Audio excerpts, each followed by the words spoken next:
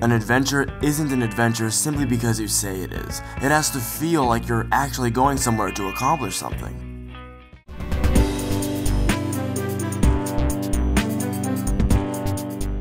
Adventure means different things to different people, but to me, I feel like it's starting somewhere and finding a purpose to go somewhere else to accomplish something. Now, that's usually why adventure in level-based games doesn't really work. One level ends and one level begins, and there's not a lot tying the two to each other. You don't really feel like you've gone somewhere, just that you're somewhere else. Now, that's where Donkey Kong Country Returns comes in. This game does a fantastic job of contextualizing the sense of transition. So when one level ends, you feel like you're going somewhere else, and that when the next level begins, it's a logical progression from where you were. So how does it do that? Well, it's not that hard, actually.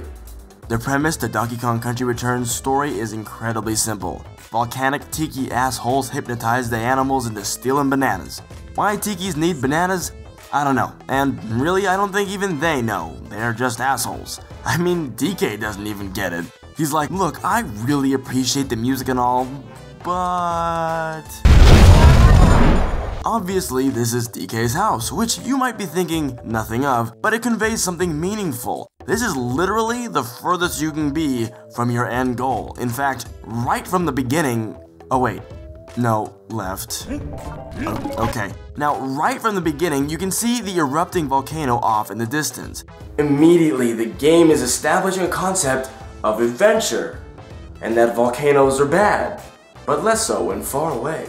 DK, being the banana-loving Kong that he is, lives in the jungle. As such, the first world is all about the jungle. Level 1 is littered with smashable ruins, gigantic foliage, and super simple enemies. That bird's clearly got bigger problems on his mind than DK and his banana lust, like how he's now dead.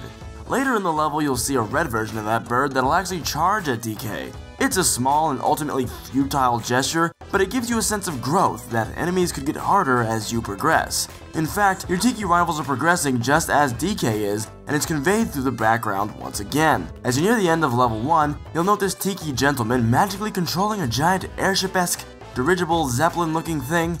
I will say that not a lot of stuff in this game makes a lot of sense, not even Donkey Kong himself.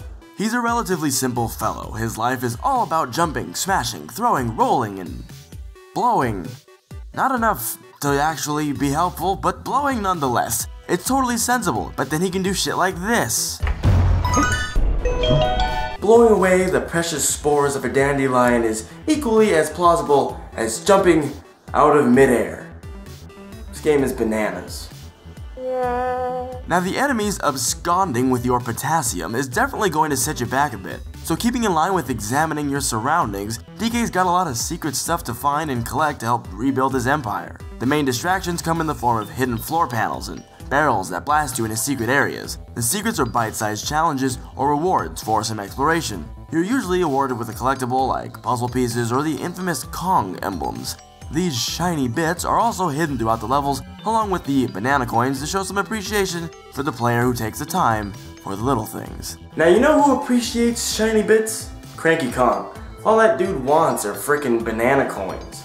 You can spend banana coins to buy assist items or extra lives. I think it's super fucked up that your own grandfather would stockpile extra lives that would prevent you from dying forever and withhold them from you.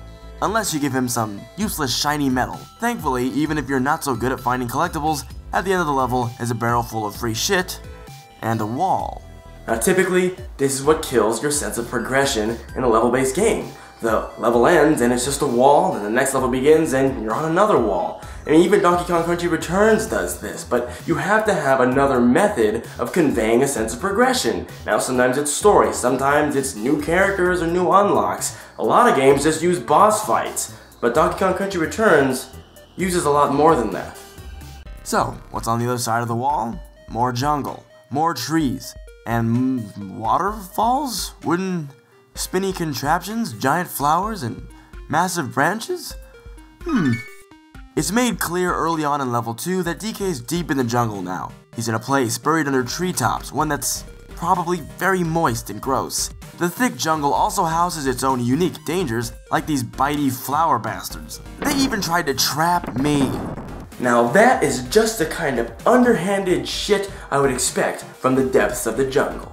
To further this idea, level 3 is a transition out of the jungle. And again, you don't just have to believe it, you can see the light breaking through the leaves, and eventually you go from full jungle to just intermittent trees atop a ruined path. This area is also home to one of DK's animal friends, Rambi the Rhino. Fortunately, he was apparently too busy fucking around in a box to get hypnotized by the tikis, and thus can help DK get across the spiky, enemy-drenched pathway of this level. Now, unlike your Mega Man or your Metroid, DK does not upgrade himself over the course of the game. That's why he has to have a different way of getting in gameplay twists. These animal friends have become that. Rambi, for instance, is the doesn't give a fuck twist. The dude really just can't be bothered with anything. The only thing that can stop him is fire. So combine Rambi and Diddy's jetpack ability, and you've got one badass fire reverse flying wrecking ball with a horn. Now you see, adventure isn't just about thematic change, it's also about making sure gameplay reflects where the levels are going to and where they're at. So you'll see different kinds of gameplay based on where you are and where you're going. For instance, at this point in World 1, you've got a fork in the path. You can either head down to the shore via the unlock key, or head up to the canopies. Either way, both of these levels represent locations that are drastically different from where you started, back at your house. This doesn't look like your house.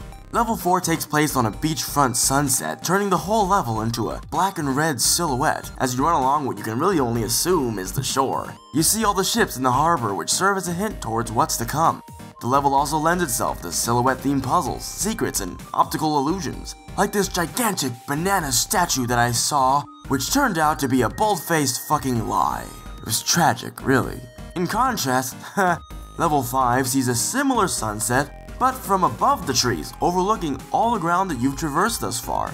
Much of the level takes place in the trademark Donkey Kong Country style of blasting from barrel to barrel, destroying some very loud ruins, and avoiding ridiculously bouncy death blocks. One can only imagine how they even got stuck in this perpetual death flop to begin with.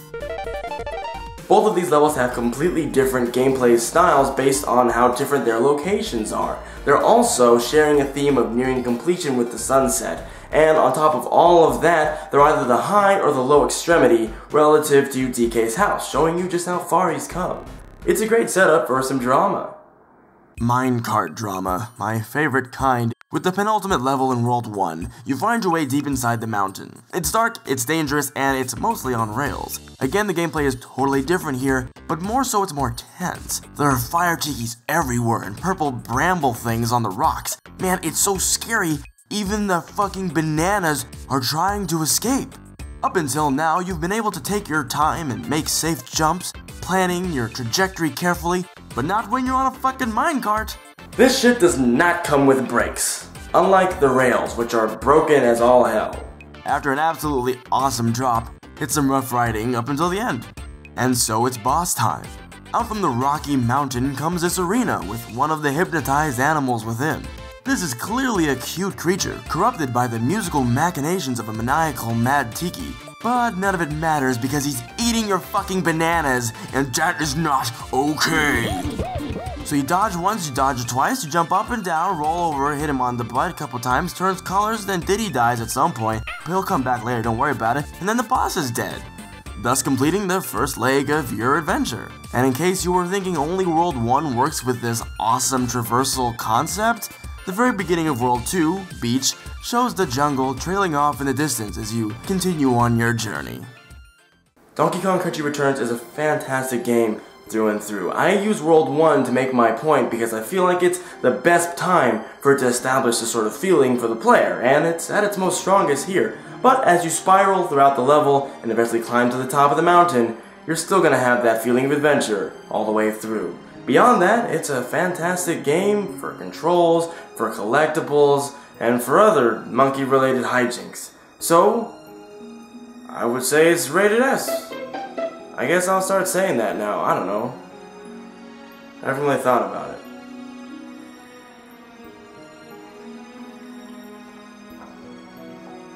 I don't really like bananas. I didn't know how to end the video.